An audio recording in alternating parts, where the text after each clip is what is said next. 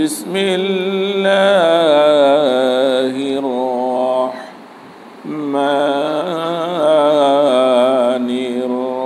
الرحيم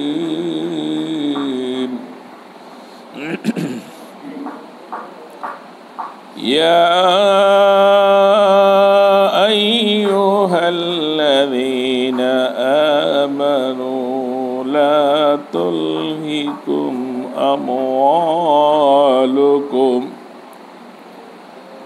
أموالكم ولا أولادكم عن ذكر الله ومن يفعل ذلك فأولئك هم الخاسرون.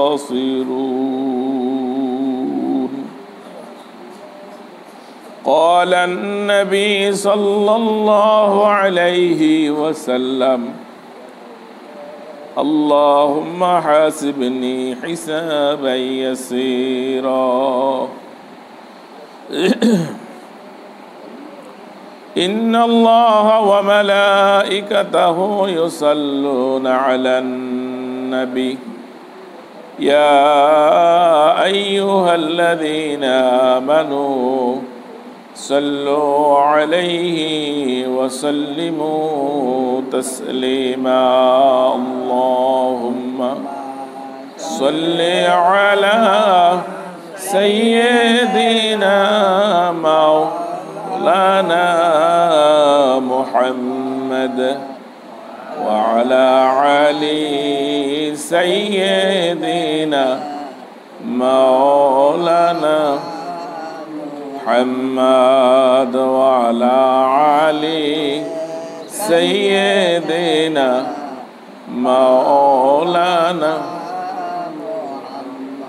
যেদিন হবে মিজান খারা নেকি বদি পড়বে দরা উম্মত হবে দিশাহারা محمد يا رسول الله اللهم صل على سيدنا مولانا محمد وعلى علي سيدنا مولانا محمد بلغ العلا بكماله كشف الدجى بجماله حسنت جميع خصاله صلوا عليه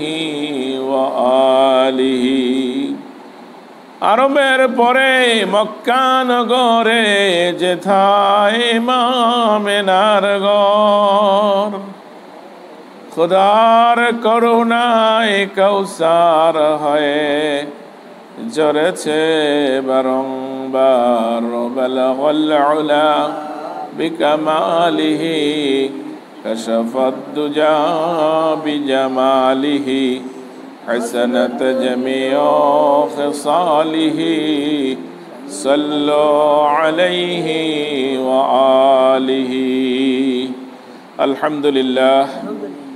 আল্লাহ রব্বুল ইজ্জাতের দরবারে লাখো কোটি সুজুদ যে মহান রব্বুল আলামিন দয়া করে মায়া করে পবিত্র জুমার দিন আল্লাহর ঘর মসজিদে আউয়াল ওয়াক্তে আসার, কিছু বলার, কিছু শোনার তৌফিক আল্লাহ রব্বুল আলামিন ইনায়েত করেছেন। এই জন্য মহান মনিবের দরবারে শুকরগুজার করছি। আলহামদুলিল্লাহ রব্বানা লাকাল হামদ হামদান কাসিরান তাইয়্যিবান মুবারাকান ফি। সেই মহান রবের শুকরগুজার করে নিলাম যিনি বিনা দরখাস্তে আমাদেরকে পৃথিবীর সৃষ্টির শ্রেষ্ঠ আশরাফুল মাখলুকাত হিসেবে সৃষ্টি করে বিশ্ব নবী মুহাম্মদ রাসূলুল্লাহ সাল্লাল্লাহু আলাইহি ওয়াসাল্লামের উম্মত করে মহাগ্রন্থ আল কোরআন দিয়ে আমাদেরকে ধন্য করেছেন। এই জন্য মহান মনিবের দরবারে আরো একবার শুকরগুজার করছি। আলহামদুলিল্লাহ। সম্মানিত উপস্থিতি, আমরা গত জুমায় আলোচনা করেছিলাম কিয়ামতের অবস্থা। আজকের খুতবার বিষয়বস্তু হলো হিসাব নিকাশ। কিয়ামতের মাঠ যেদিন কায়েম হয়ে যাবে, কিয়ামতের মাঠ যেদিন সংগঠিত হয়ে যাবে, সেই দিন আমাদের থেকে আল্লাহ রব্বুল আলামিন হিসাব নিকাশ নেবেন। আমার আপনার এই 60 বছর 70 বছরের জিন্দিগি, 100 বছরের জিন্দিগি কি আমল করতে পেরেছি কি পারি নাই, সেই হিসাবটা আল্লাহ রব্বুল আলামিন সেই দিন নেবেন। সেই বিষয়টা নিয়ে আমাদের করণীয় বর্জনীয় যে বিষয়গুলো আছে আজকের খুতবার, সেই বিষয়গুলো আমরা আলোকপাত করতে চেষ্টা করব। মহাগ্রন্থ আল কোরআন থেকে ছোট্ট একটি আয়াত তালাওয়াত করেছি। আল্লাহ রব্বুল আলামিন বলছেন, ইয়া আইয়ুহাল্লাযীনা আমানু, হে ঈমানদারগণ, লা তুলহিকুম আমওয়ালুকুম ওয়ালা আওলাদুকুম আন যিকরিল্লাহ। আল্লাহ রব্বুল আলামিন এনে সংকেত দিলেন, বিপদ সংকেত, সতর্কবাণী দিলেন। আল্লাহ বললেন লা তুলহিকুম, লা দিয়ে নিষেধ করছেন, ওই দিকে আকৃষ্ট হও না, পেরেশান হইও না। যেই বিষয়টা হলো আমওয়ালুকুম ওয়ালা আওলাদুকুম, যে আল্লাহ জিকির থেকে তোমাদের ধন মাল সম্পদ ছেলেমেয়েরা যাতে তোমাকে আল্লাহর জিকির থেকে দূরে সরাই না দেয়। এখন কইবেন যে ছেলেমেয়েরা আমারে আল্লাহর জিকির থেকে সরাইব কেমনে, ধন সম্পদে সরাইব কেমনে? আল্লাহ রব্বুল আলামিন বলছেন, মাইয়া ফালু যালিকা ফাউলাইকা হুমুল খাসিরুন, আর যারা এমনটা করবে তারাই ক্ষতিগ্রস্ত। কিয়ামতের দিন ওই তারাই ক্ষতিগ্রস্ত হবে যারা দুনিয়ার জীবন পাওয়ার পরও তার ছেলে সন্তান আপনজন ধন সম্পদ তাকে এমন পেরেশান করে রেখেছে, এমন মশগুল করে রেখেছে যে আল্লাহকে ডাক দেবার মতন, আল্লাহর গোলামি করার মতন, আল্লাহর পায়রবি করার মতন, আল্লাহকে সিজদা দেওয়ার মতন সুযোগটা তার হয়নি। আমাদের একটা পরিকল্পনা, প্রতিদিন সকালবেলা ঘুম থেকে উঠে আমরা জমিতে চলে যাই, আবার যখন সন্ধ্যা হয় তখন বাড়িতে আসি, খাওয়া দাওয়া করে আনন্দ ফুর্তি করে আবার শুয়ে যাই, সারাটা রাত্র নাক ডাকে ঘুমাই, আবার সকালে চলে যাই। কিন্তু এই যে ফাঁকি দিয়ে আল্লাহ রাব্বুল আলামিন আমাদের জন্য কত বিধান জারি করে দিলেন, সেই বিধানের দিকে আমাদের একটু ভ্রুক্ষেপ নেই, একটু চিন্তাও নাই, চেতনাও নাই যে আমরা যে আসলাম দুনিয়া আবার চলে যেতে হবে। আল্লাহ রাব্বুল আলামিন এই যে সময় আমাদেরকে দান করলেন, এই সময়টা কেন দিলেন? আমাদের এই জন্য যে গরু ছাগল পশু পাখি তারা যেইভাবে খায় আর ঘুমায় তার সময় কাটিয়ে যায়, আমি মানুষ, আমারও কি এই অবস্থা? না। এই জন্য আল্লাহ রাব্বুল আলামিন বলছেন, ইয়া আইয়ুহাল্লাযীনা আমানু লা তুলহিকুম আমওয়ালুকুম ওয়ালা আওলাদুকুম আন যিকরিল্লাহ। ও মুমিনরা, মুমিনদেরকে ডাকতে বলছে। দেখেন, এটা আল্লাহ পার্থক্য করে দিছে। আল্লাহ রাব্বুল আলামিন বলছে যারা মুমিন তাদেরকে আল্লাহ রাব্বুল আলামিন ডাকতে বলছেন, হে ঈমানদাররা, তোমরা শোনো, তোমার ছেলে মেয়ে তোমার ধন সম্পদ যাতে আমার জিকির থেকে তোমাদেরকে মাহরুম করে না দেয়। এখানে জিকিরের অনেক অর্থ। জিকির অর্থ কোরআন, জিকির অর্থ নামাজ, জিকির অর্থ তাসবিহ, জিকির অর্থ আল্লাহর স্মরণ করা।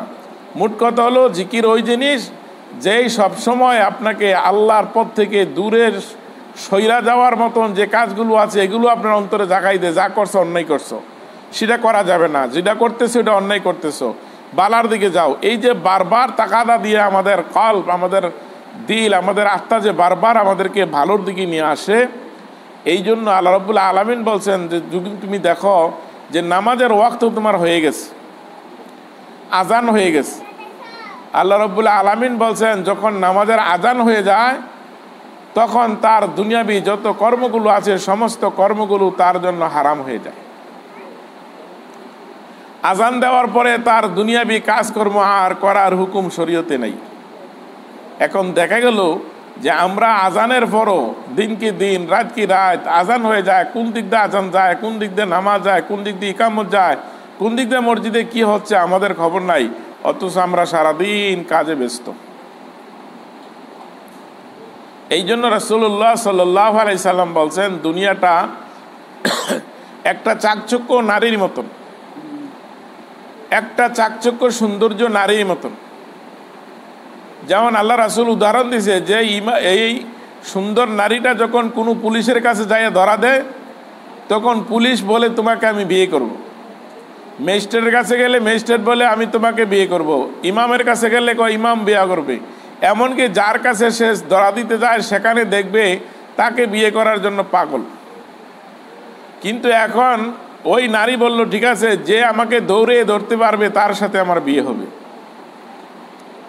হাদিসটা এইভাবে আল্লাহ রসুল বর্ণনা করেছেন যে প্রথম যার সাথে দেখা হয়েছিল সে দৌড়ানো শুরু করলো, এরপরে যে দেখলো সে দৌড়াইলো, এরপরে যে দেখলো সে দৌড়াইলো। সর্দারের কাছে গেছে, সর্দার কয়ে আমি বিয়ে করাম, ছাত্র কাছে ছাত্র কয়ে আমি বিয়ে করাম, মাওলানার কাছে, সবাই চাইতেছে। কিন্তু বলছে আমাকে যে ধরতে পারো তার কাছে আমার বিয়ে হবে। দৌড়াইতে দৌড়াইতে দেখা গেল আগে যার সাথে দেখা হয়েছিল তার মৃত্যু হয়ে গেছে, এরপরে যে গেছে তারও মৃত্যু হয়ে গেছে, এরপরে গেছে যার তারও মৃত্যু হয়েছে। দৌড়াইতে দৌড়াইতে দেখা গেল সকলের মৃত্যু হয়ে গেছে, কিন্তু নারীর সাথে আর সাক্ষাৎ হয় নাই, বিয়ে হয় নাই। আল্লাহ রাসূল বলছেন এইটা হলো দুনিয়া। এই সৌন্দর্য চাকচক্য যে নারীটা ছিল, এই বেশভূষা আল্লাহ রাব্বুল আলামিন দুনিয়াটা কেমন চাকচক্য করে দিয়েছেন যে মানুষ তার দিকে লোভ লালসায় সেই দিকে দৌড়াইতে থাকে। এই দৌড়াইতে দৌড়াইতে যেই দিন আপনার হায়াতের জিন্দিগি শেষ হয়ে যাবে সেই দিন আপনার শেষ। এই দুনিয়ার আর আপনি পেলেন না।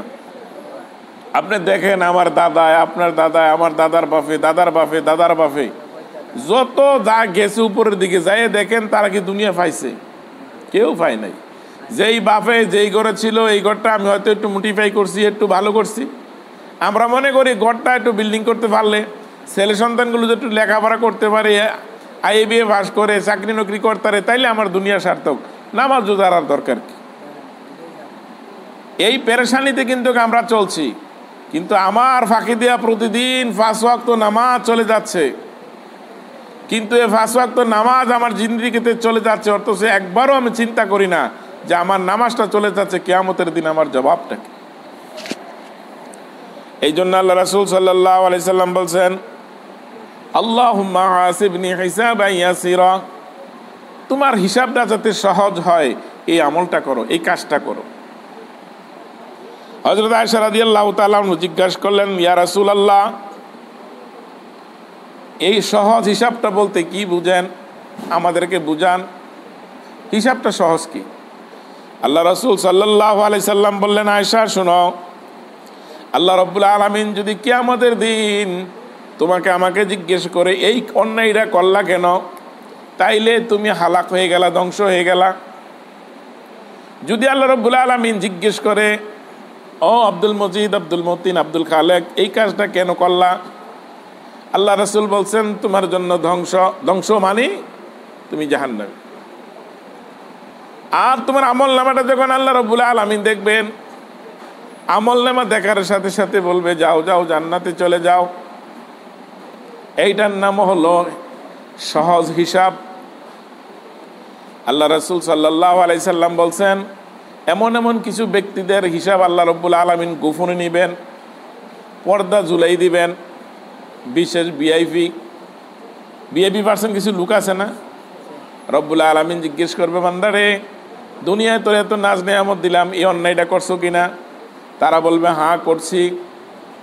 স্বীকার করার সাথে সাথে বলবে, বান্দা তুই যেহেতু স্বীকার করেছ, আমি আল্লাহ রব্বুল আলামিন রহমানুর রহিম নামের উসিলায় তোকে মাফ করে দিলাম। আল্লাহ। কিন্তু কারো কারোর ব্যাপারে আল্লাহ রব্বুল আলামিন বলবেন, মুসলিম যারা, জালিম যারা, দুনিয়ায় যারা জুলুম করেছে, মজলুম যারা জালিম ছিল, জুলুম করেছে, অন্যায় করেছে, অত্যাচার করেছে, তাদেরকে জিজ্ঞেস করবে দুনিয়ায় তুমি কি করেছ? বলবে আল্লাহ আমি কিচ্ছু করি নাই। দুনিয়ায় যেমন তারা মিথ্যা কথা বলছে, প্রতারণা করছে, ধোঁকাবাজি করছে, ওই আল্লাহর সাথে ওই দিন তারা আবার ধোঁকাবাজি করতে চেষ্টা করবে। তারা বলে আল্লাহ ফেরেশতারা বানাই বানাই লেখছে, আমি করিনি। ফেরেশতারা বানাই বানাই লেখছে, আল্লাহ আমি তো জিনা করছি না, আমি তো সুদ খাইছি না, আমি তো ঘুষ খাইছি না, আমি কারোর মারছি না, আমি বান্দার হক নষ্ট করছি না, আল্লাহ এটি তারা বানাই লেখছে। আচ্ছা কিয়ামতের দিন যদি তারা এই মিথ্যার আশ্রয় নিতে চায়, আল্লাহ কি কইব?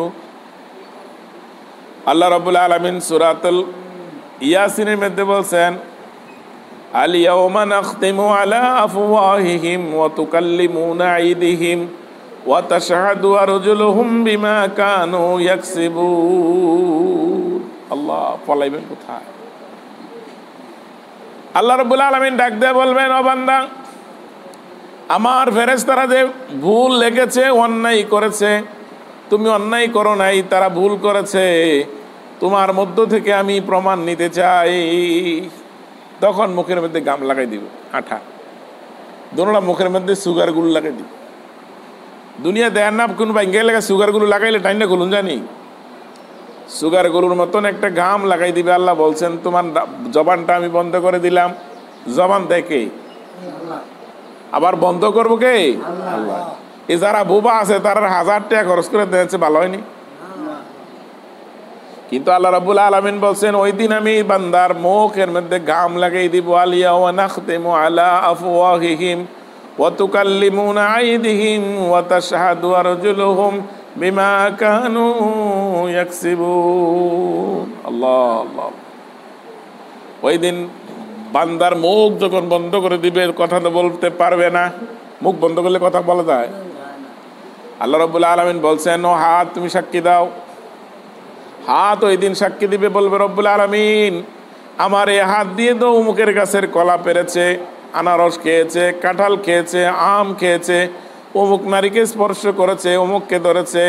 এই হাত দিয়া অমুকের বিরুদ্ধে মামলা রায় লিখেছেন, সাক্ষী দিয়েছেন। এ হাত দিয়া যত অন্যায় করেছে, অমুকের মাথায় পিটা দিয়েছে, অমুকের থাপ্পড় দিয়েছে, অমুকের দল সম্পদগুলো আত্মসাৎ করেছে, এই হাত দিয়ে চুরি করেছে, ডাকাতি করেছে, হাত ব্যবহার করেছে। হাত ওই দিন সাক্ষী দিন। তাহলে আপনি মুখে না বন্ধ করে দিল আল্লাহ, কিন্তু হাতরা হাত বন্ধ না, হাত সাক্ষী দিবে। তারপরে আল্লাহ রাব্বুল আলামিন বলবেন, তোমার দেহের মধ্যে আরো কিছু জিনিস আছে, সাক্ষী দেবে। ওয়া বসারুহুম, তখন কান বলবে, হ্যাঁ আল্লাহ আমার দিয়ে তো অশ্লীল গানগুলো শুনছে, আমার দিয়ে তো গান বাদ্য শুনছে, যত অশ্লীলতা ছিল, মিশা কথাগুলো ছিল, সব কথাগুলো আমি আমার কান দিয়ে শুনছে, আমি শুনেছি। আপনার কান্না আমার, আপনার কানটা আপনার আদরের না। এই কান্না ওই দিন আপনার বিরুদ্ধে সাক্ষী দিবে। বলবে কান, বলবে রব্বুল আলামিন আমাকে দিয়ে তো এই কথাগুলো সে শুনেছে, যত অন্যায় কথা শুনেছে, জিনার কথা শুনেছে, চুরির কথা শুনেছে, পাটফারির কথা শুনেছে, জীবনের যত খারাপগুলো আছিল, এই কান পেতে পেতে কথাগুলো শুনছে। শুনে এক জায়গার কথাগুলো শুনে আরেক জায়গায় যে লাগাইয়া ঝগড়া লাগাইছে। এক জায়গার কথাগুলো শুনছে, শুনে আরেক জায়গায় যে চুগলখড়ি করছে, আরেক জায়গায় যাইয়া পর নিন্দা করে ঝগড়া লাগাইছে, বাইয়ে বেয়ে ঝগড়া লাগাইছে, জালে জালে ঝগড়া লাগাইছে, মা ছেলে ঝগড়া লাগাইছে, পুত্রের বউর সাথে শাশুড়ির ঝগড়া লাগাইছে। এই কান দিয়ে শূন্য ওই কান কিয়ামতের দিন আপনার বিরুদ্ধে সাক্ষী দিবে। কয়টা সাক্ষী হলো? হাত সাক্ষী হলো, কান সাক্ষী হলো, ওয়াইয়ুনহুম আপনার চক্ষু সাক্ষী দিবে। চক্ষু সাক্ষী দিবে, বলবে রব্বুল আলামিন আমাকে দিয়ে দেখে দেখে তারা সাক্ষী দিয়েছে, আমাকে দেখে দেখে কাজ অন্যায় করেছে। চোখ বলবে আমাকে দিয়ে মিথ্যা সাক্ষী দিয়েছে, আমাকে দেখে দেখে সব অন্যায়গুলো করেছে। তখন চোখ সাক্ষী দিবে। তাইলে আর বাকি আছে কি? আপনার হাত আপনার বিরুদ্ধে সাক্ষী দিল, আপনার কান আপনার বিরুদ্ধে সাক্ষী দিল, আপনার চোখ আপনার বিরুদ্ধে সাক্ষী দিল। তখন পা আবার বলবে রব্বুল আলামিন আমাকে দিয়ে হেঁটে হেঁটে যাইয়া এই অন্যায়গুলো করেছে।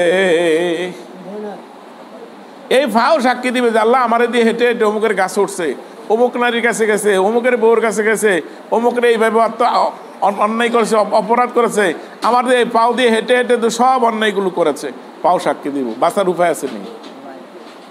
আপনার হাত আপনার বিরুদ্ধে সাক্ষী দিল, চোখ আপনার বিরুদ্ধে সাক্ষী দিল, কান আপনার বিরুদ্ধে সাক্ষী দিল, পাও আপনার বিরুদ্ধে সাক্ষী দিল। এরপরে রব্বুল আলামিন বলবে শুধু সেখানে শোনা ও জুলুদুহুম আপনার গায়ের চামড়াটা পর্যন্ত আপনার বিরুদ্ধে সাক্ষী দিবে, আমার বিরুদ্ধে সাক্ষী দিবে। বন্ধ করে দিলে জবান, আল্লাহ শুধু জবান বন্ধ করে দিলেন, আর বাকি অঙ্গ প্রত্যঙ্গগুলো আমার বিরুদ্ধে আপনার বিরুদ্ধে সাক্ষী দেওয়া শুরু করলো। আমরা যতই চালাকি করি, কিন্তু ওই দিন বাঁচার আর উপায় আসেনি। বাঁচার উপায় আছে। এরপর আল্লাহ রাব্বুল আলামিন বলছেন যে তোমরা যদি এটাতে সন্তুষ্ট না হও, আরো সাক্ষী আমার কাছে আছে। যদি এটাতে সন্তুষ্ট না হও, আরো সাক্ষী আছে। সেটা কি? ইজা জুলজিলাতিল আরদু জিলজালাহা ওয়া আখরাজাতিল আরদু আসকালাহা ওয়া ক্বালাল ইনসানু মা লাহা ইয়াওমাইদিন তুহাদ্দিসু আখবারাহা। এখন মাটি বলবে রব্বুল আলামিন আমার উপর দিয়ে হেঁটে গেছে। মাটি সাক্ষী দেবে,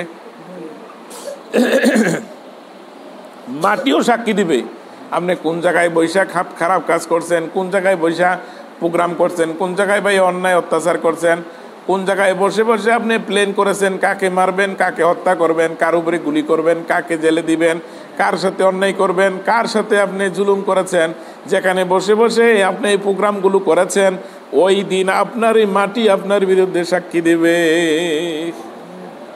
বাঁচার উপায় আসেনি। আল্লাহ রাব্বুল আলামিন বলবেন বান্দারে তুমি তো বলছো ফেরেশতারা ভুল করছে, মিথ্যা লেখছে, আজকে দেখো তোমার অঙ্গ প্রত্যঙ্গগুলো সাক্ষী দিল, মাটি সাক্ষী দিল। তখন ওই যে সাক্ষী আমাদের কিরামান কাতিবিন তারা কি করবেন? তাদের আমলনামাটা যা রেকর্ড করছে আমাদের, ইকরা কিতাবাকা ওয়া কাফা বিনাফসিকা ইয়াউমা আলাইকা হাসিবা, তখন বলে বান্দারে তোমার নিজের আমলনামাটা তুমি নিজে পড়তে থাকো, তোমার নিজের আমলনামাটা তুমি নিজেই পড়ো, তুমি জীবনে যা করছো। আমলনামা পড়া শুরু করবে, আমলনামা পড়তে পড়তে যাইয়া দেখা যাবে এক জায়গায় চুরির অনেক গুনাহ লেখা, চুরির গুনাহ। বান্দা ডাক দেবে রব্বুল আলামিন আমি তো চুরি করি নাই, আমি জীবনে কখনো চুরি করি নাই, কিন্তু আজকে আমার আমলনামার মধ্যে চুরি লেখা হয়েছে, এটা ফেরেশতারা ভুল করছে। আল্লাহ রাব্বুল আলামিন বলবে বান্দারে ভুল করে নাই, তোমার কাছে যখন কেউ গিয়েছিল সাহায্যের জন্য, তুমি এমন একটা ব্যক্তিরে সাহায্য করছিলা যে চোর ছিল, তোমার সাহায্যের কারণে ওই ব্যক্তি ক্ষমতা পাইছে, মেম্বার চেয়ারম্যান হয়েছে, এলাকার সর্দারি পাইছে, এলাকার নেতৃত্ব পাইছে, পাওয়ার পরে তার আমল নামার মধ্যে যে বারবার চুরি করতো, ডাকাতি করতো, খুন খারাপি করতো, যা করছে তার একটা আমল নামা তোমার মধ্যে যোগ হয়েছে, দেখো কিনা। তখন ভিডিওটা এই যে আমাদের শাহরগের এই যে একটা গিডি আছে, গিডির ভিতরে একটা রগ আছে, এই রগের ভিতরে ক্যামেরা হচ্ছে, এটা আল্লাহ রাব্বুল আলামিন ঘুরাই দেখাবেন যে কোন দিন কাকে তুমি অসৎ লোককে সমর্থন করছো, চোরকে সমর্থন করছিলা, ওই চোরের সমর্থন পাইয়া ক্ষমতা পাইয়া যত চুরি করছে তার একটা অংশ তোমার আমল নামায় আইছে। আল্লাহ আল্লাহ। বান্দা ডাক দেখো রাব্বুল আলামিন আমি তো জীবনে কোনোদিন জিনা করি নাই, জিনার কাছেও যাই নাই, জিনার প্রস্তাবও দেয় নাই, কিন্তু আমার আমল নামায় তো জিনা। আল্লাহ ফেরেশতারা তো ভুল করে আমার নামায় জিনা লেখছে। আল্লাহ রাব্বুল আলামিন বলবে বান্দারে তোমার আমল নামায় জিনা ফেরেশতারা ভুল করে লেখে নাই, তুমি মেম্বার চেয়ারম্যান প্রতিনিধি নির্বাচন করার সময় একজন জিনা করে করছে, একজন জিনা করে করছিলাম, সে ক্ষমতা পাইয়া জীবনে যত জিনা করছে এই জিনার একটা অংশ তোমার আমল নামায় লেখা হয়েছে, যতটা জিনা সে করছে তার একটা অংশ তোমার আমল নামায় লেখা হয়েছে। বাদ যাইবেন নি?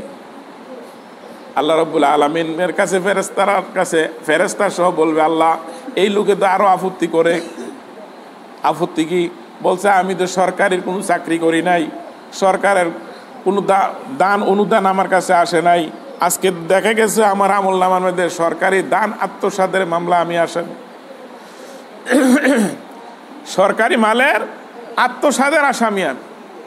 আল্লাহ রাব্বুল আলামিন বলবে এই ফেরেশতারা তার ক্যামেরা ঘুরিয়ে দেখাও, ক্যামেরা ঘুরিয়ে দেখাবে আর বলবে বান্দা তুমি অমুক এক ব্যক্তিকে সমর্থন করছিলা যার আমল নামার মধ্যে জনগণের মাল আত্মসাৎ করার হিরিক ছিল, সে জনগণের মাল আত্মসাৎ করেছে, আর জনগণের মাল আত্মসাৎ করে সে কোটিপতি হয়েছে, কিন্তু তার প্রতিবাদও তুমি করো নাই, তুমি জানো নাই, কিন্তু তার একটা গুনার প্রায়শ্চিত্ত তোমার আমল নামায় লেখা হয়েছে।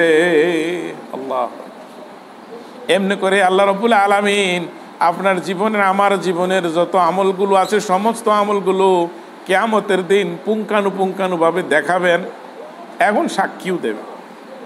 তাহলে যেখানে আমার হাত সাক্ষী দিবে, আমার চোখ সাক্ষী দিবে, আমার কান সাক্ষী দিবে, আমার চামড়া সাক্ষী দিবে, আমার পা সাক্ষী দিবে, জমিন সাক্ষী দিবে, ফেরেশতারা সাক্ষী দিবে, ওই দিন আমাদের বিরুদ্ধে যদি সাক্ষী হয়ে যায়, আল্লাহ রাসূল সাল্লাল্লাহু আলাইহি সাল্লাম বলছেন, যদি এমন অবস্থা হয় তাহলে তোমার অবস্থা হলো তুমি ধ্বংস হয়ে গেলা। হালাকা, আল্লাহ রাসূল বলছেন হালাকা, তুমি ধ্বংস হয়ে গেল। এই জন্য আল্লাহ রাসূল সাল্লাল্লাহু আলাইহি সাল্লাম বলছেন কিয়ামতের অবস্থাটা এমনটা সময় হবে। ক্বালা সুইলা রাসূল সাল্লাল্লাহু আলাইহি সাল্লাম আন ইয়াউমা কানা মিকদারু 50,000 সানা। কিয়ামতের হিসাবটা আল্লাহ রাসূলের প্রশ্ন করলো, ইয়া রাসূলুল্লাহ এই সময়টা কত লম্বা হবে? আল্লাহ রাসূল সাল্লাল্লাহু আলাইহি সাল্লাম বললেন 50,000 বছর লম্বা হবে। তো দুনিয়ার বয়সের মতো না, সারাটা জীবন হবে একটা সেকেন্ডের মতন।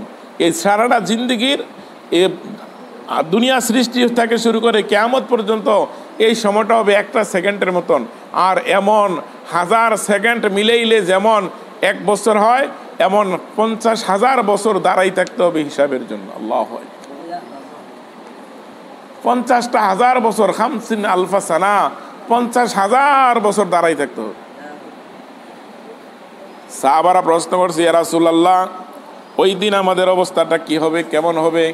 আমরা কি 50,000 বছর দাঁড়াই থাকতে পারবো? মাথার আধার উপর সূর্য আসবে, মাটিটা তামা হয়ে যাবে, আর মাথার মগজগুলো গাল বেয়ে বেয়ে পড়বে।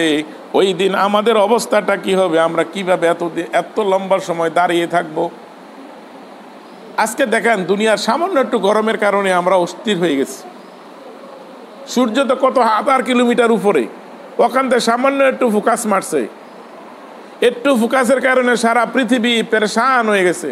অফিস আদালতগুলো বন্ধ, মাদ্রাসা শিক্ষা প্রতিষ্ঠানগুলো ছুটি হয়ে গেছে। আর ওই দিন মাথার উপরে, এখন তো সূর্যের উল্টা পিঠ, ওই দিন বাসপিঠটা দেওয়া হবে আর সোয়াত উপরে সূর্য দেওয়া হবে, এবং 50,000 বছর ওই দিন দাঁড়াই থাকতে হবে মানুষ। কিভাবে থাকবে? আল্লাহ রাসূল সাল্লাল্লাহু আলাইহি সাল্লাম বলছেন, ফাকালা ওয়াল্লাযী নাফসি বিয়াদিহি আন্নাহু লা ইউখাফফাফু আলাল মুমিনিন। আল্লাহ রাসূল সাল্লাল্লাহু আলাইহি সাল্লাম বলছেন, ও সাহাবারা শোনো, ওই দিনটা এমন একটা অবস্থা হবে মুমিনের জন্য, যারা ইমানদার, যারা মুমিন, যারা জীবনটা পরিচালনা করেছেন, হিসাব করে করেছে যে আমার হাত আমার বিরুদ্ধে সাক্ষী দিবে, আমার চোখ সাক্ষী দিবে, আমার কান সাক্ষী দিবে, মাটি সাক্ষী দিবে, সুতরাং আমি অন্যায় করব না, অত্যাচার করব না, জুলুম করব না, এমন চিন্তা চেতনা নিয়ে যারা করেছেন, 5 ওয়াক্ত নামাজ পড়েছেন, রোজা রেখেছেন, হজ করেছেন, যাকাত দিয়েছেন, বান্দার হক নষ্ট করেন নাই, ছেলের হক নষ্ট করেন নাই, মেয়ের হক নষ্ট করেন নাই, আপনজনের হক নষ্ট করেন নাই, কারোর সাথে গালাগালি করেন নাই, মারামারি করেন নাই, সুদ খান নাই, ঘুষ খান নাই, জিনা করেন নাই, অন্যায় থেকে যারা বেঁচে রইল, তাদের ব্যাপারে আল্লাহ রাসূল সাল্লাল্লাহু আলাইহি সাল্লাম বলছেন তাদের অবস্থাটা হলো এই। আল্লাহ রাসূল সাল্লাল্লাহু আলাইহি সাল্লাম বলছেন, আলাল মুমিনিনা হাত্তা ইয়াকুনা আহওয়ানা আলাইহি মিনাস সালাতিল মাকতুবাতি ইউসাল্লিহা ফিদ দুনিয়া। আল্লাহু আকবার। আল্লাহ রাসূল সাল্লাল্লাহু আলাইহি সাল্লাম বলছেন, ও সাহাবারা, দুনিয়ার জীবনে কষ্ট করে ফরজ নামাজটা পড়তে গিয়ে যেই সময়টুকু তুমি ব্যয় করেছ, ফরজ নামাজটা পড়ার জন্য তুমি যেই সময়টা ব্যয় করেছ, সামান্য সময়। আমরা ফরজ নামাজ কয় মিনিটে পড়ি? 4-5 মিনিট। ফজরের সময় নাইলে 10 মিনিট লাগে, আর বাকি সময় তো 4 মিনিট 5 মিনিট, এর মধ্যে তো নামাজ শেষ। আল্লাহ রাসূল সাল্লাল্লাহু আলাইহি সাল্লাম বলছেন, কুল্লু মাকতুবাতান, প্রত্যেক ফরজ নামাজ পড়তে যেই সময়টা লাগে, এই সময়টুকু শুধু মুমিনের থেকে হিসাব নেওয়া হবে। আল্লাহ, মুমিনের সময় দেওয়া হবে এইটুকুই, যে নামাজ পড়তে যে সময়টা, এই সময়টাই তাদের মধ্যে একটা ক্লান্তি, আর এই ক্লান্তির ফাঁকিতে আল্লাহ রাব্বুল আলামিন মুমিনের হিসাবটা শেষ করে দিবেন। সুবহানাল্লাহ। আর যারা কাফের, মুশরিক, যারা আল্লাহর কথা শোনে না, আল্লাহর কথা মানে না, রাসূলের মহব্বত নাই, নামাজ নাই, রোজা নাই, হজ নাই, যাকাত নাই, শুধু দুনিয়া নিয়ে পেরেশানি, তাদের ব্যাপারে আল্লাহ রাসূল সাল্লাল্লাহু আলাইহি ওয়াসাল্লাম বলছেন 50,000 বছর দাঁড়াই থাকতে হবে। এখন আমরা যারা নামাজ রোজা ছেড়ে দিয়েছি, এখন আমাদের চিন্তা করার দরকার যে আমরা 50,000 বছর দাঁড়াইয়ে থাকতে পারবো কিনা। যদি পারি তাহলে করেন, আর যদি না পারেন এখনো সময় আছে। যারা আমরা এখনো 5 ওয়াক্ত নামাজ পড়িনি, আমাদের 5 ওয়াক্ত নামাজ আমাদের পায়ে বন্ধ হওয়ার দরকার। 5 ওয়াক্ত নামাজ আমাদের রেগুলার পড়ার দরকার, নিয়মিত জামাতের সাথে পড়ার দরকার। আপনারা মসজিদ করছেন, আলহামদুলিল্লাহ, মসজিদের খোরাক হলো মুসল্লি। ওই মাথা থেকে শুরু করে আপনার মহল্লা যারা আছেন, এই প্রত্যেকটা মহল্লার প্রত্যেকটা ব্যক্তির দায়িত্ব হলো এই মসজিদে এসে নামাজ আদায় করা। যদি না আসলেন, কিয়ামতের দিন এই মসজিদ আপনার বিরুদ্ধে আল্লাহর কাছে আপিল করবে, দরখাস্ত করবেন যে আল্লাহ আমাকে তৈরি করা হয়েছিল, কিন্তু আমার খোরাক ছিল মুসল্লি, আপনার খাওয়ার পেটের খিদা লাগলে ভাত খান, এটা আপনার নৈতিকতা।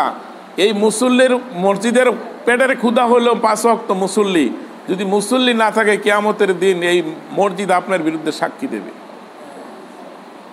ওই দিন আপনাকে ছাড় দেওয়া হবে না। আল্লাহ রাসূল বলছেন এটা হলো জীবন্ত বাঘ, ওই মসজিদের কারণে কিয়ামতের দিন আপনি আমি জাহান্নামে যেতে হবে। এই জন্য আমি অনুরোধ করব এই মসজিদের মহল্লায় যারা আছে সকলে মসজিদে আসার জন্য। আর বিশেষ করে যারা মসজিদ পরিচালনা করেন তাদের একটা দায়িত্ব আছে, সেটা হলো মসজিদের অধীনে যেই মুসল্লিরা আছে তাদের সাথে বসে পরামর্শ করে যেইভাবে মুসল্লিগুলো আসা যায়, যেইভাবে তারা আসতে চায় তাদেরকে সাথে নিয়ে কাজ করা। অনেকে দেখা গেছে যে মনে করেন আপনারা কমিটিতে যারা আছেন তারা 2-4 জন মিললে সব কিছু করলেন, কিন্তু অনেক মুসল্লিরা আছে কয় যে আমরা তো কিছু জানি না, আমরা যাব না। এমনটা যাতে না হয়, কারণ তাদের তো সম্পৃক্ততা রাখতে হবে, যাতে তারা মসজিদের আয় ব্যয় কিছু জানে, মসজিদের সুবিধা অসুবিধা আপনাকে দান করতে পারে, আপনার সাথে সহযোগিতা করতে পারে, এই জিনিসটা তাদের সাথে শেয়ার করতে হবে।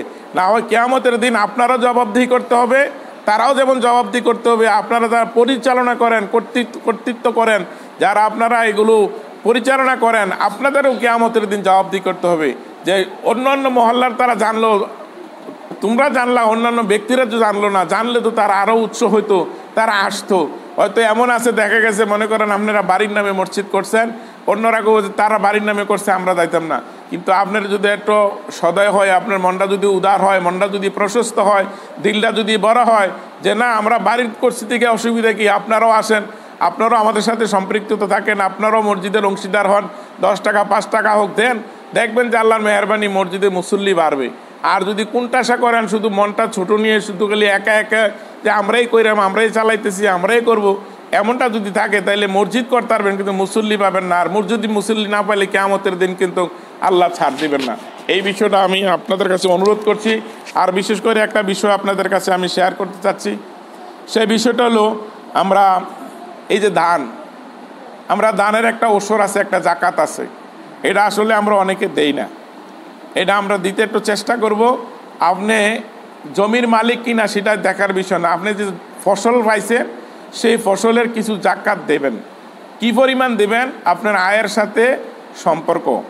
হাদিস শরীফে যেইভাবে এসেছেন, যেইভাবে জাকাতের কথাটা আসছে সেটা হলো ওসর। আপনার সিঞ্চিত যেটা আপনার স্ক্রিমের জমি, ইরি যেটা করেন সেখান থেকে 20 ভাগের 1 ভাগ আপনি জাকাত দিয়ে দিতে হবে। দান আনার পরে দান মাফলেন, মাফার পরে আপনি যদি 20 মণ পান, 20 মণের মধ্যে 1 ভাগ দিয়ে দিবেন জাকাতের মাল। আর যেটা আউশ দান, যেটা আপনারা পানি দিচ্ছেন না, লাগাই রাখছেন রাজামুন যেটা আমরা বলি, সেখানে হলো 10 ভাগের 1 ভাগ। যেহেতু আপনার কষ্ট কম হয়েছে এই জন্য আল্লাহ রাস্তায় দান করবেন বেশি। এই জন্য এটারে আরও সহজভাবে যদি বুঝতে চান তাহলে সেটা হলো 1 মণ দান যদি হয় আপনি 2.5 কেজি দান জাকাত দিয়ে দিবেন। এটা হলো সহজ হিসাব। আপনি মাপবেন কয় মণ দান হয়েছে, তো 1 মণ দানের মধ্যে 2.5 কেজি দিয়ে দিবেন, 1 মণ দানের মধ্যে 2.5 কেজি দিয়ে দিবেন, 1 মণ দানের মধ্যে 2.5 কেজি দিয়ে দিবেন। এমনি করে আপনার দান যদি 10 মণ হয় এই হারে দিবেন, 5 মণ হইলে এমন দিবেন, 1 মণ হইলে এমন দিবেন, 10-এর হইলো এই অনুপাতে দিবেন। আর ফলমূলের হিসাবটা এমনটাই, যদি আপনার ফল বেশি থাকে 1 মণ, 1.5 মণ, 2 মণ, 2.5 মণ ফল যদি আপনি উৎপাদন করেন, আম হোক, কাঁঠাল হোক, লিচু হোক, যাই হোক, তারও ঠিক ওসর এইভাবে দেওয়া লাগে। 20 ভাগের 1 ভাগ আপনি আল্লাহর রাস্তায় জাকাত দিয়ে দেবেন। তো সম্মানিত উপস্থিতি, যেহেতু আপনারা নতুন মসজিদ করছেন এই হিসাবে আপনারা সবসময় দান সদকা করেন। আমার একটা অনুরোধ থাকবে, যারা আপনারা দান দিছেন দিবেন, আর বাকি যারা আছেন যারা দান করছেন কাইটা আনছেন সেখান থেকে হিসাব করে কমসে কম এই বছর মসজিদের কাজ ধরা হচ্ছে, আপনারা দেখছেন অনেক টাকার প্রয়োজন, মিনিমাম 35 থেকে 40 লাখ টাকার একটা হিসাব। যদি আপনারা সামান্য সামান্য কিছু দেন আল্লাহর মেহেরবানি দেখবেন এতে বরকত হইব। আশেপাশের যারা আছে আপনারাও একটু সহযোগিতা করবেন, যারা দেওয়ার মতন